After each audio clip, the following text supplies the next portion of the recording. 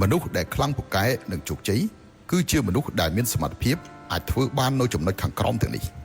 1. ការចេះស្ងប់ស្ងាត់ភាពស្ងប់ស្ងាត់អាចបន្សាបអារម្មណ៍អាចបង្កើនប្រាជ្ញាអាចថែរក្សាចិត្តភាពស្ងប់ស្ងាត់មើលទៅដូចជាគ្មានប្រយោជន៍តែតាមពិតវាមានថាមពលដ៏អស្ចារ្យធ្វើជាមនុស្សត្រូវចេះធ្វើចិត្តឲ្យស្ងប់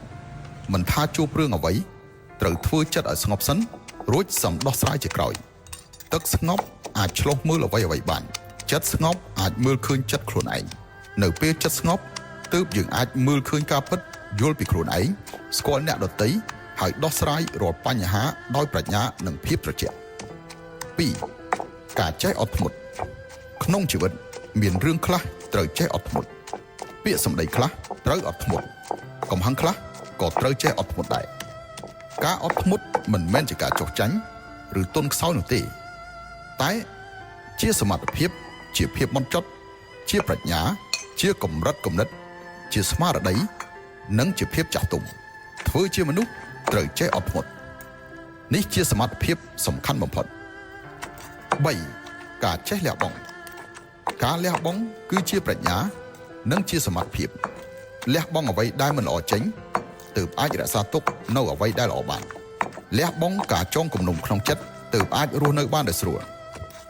ជីវិតត្រូវការភាពស្រឡះការរស់នៅត្រូវការការលះបង់នៅពេលស្រឡះជីវិតនឹងកាន់តែស្រស់ថ្លាក្រោយពេលលះបង់ជីវិតនឹងកាន់តែសាមញ្ញក្នុងការធ្វើជាមនុស្សត្រូវចេះលះបង់បានហើយទើបអាចទទួលបានច្រើនថែមទៀត 4. ការចេះទម្លាក់ចោលរឿងពិបាកបំផុតក្នុងជីវិត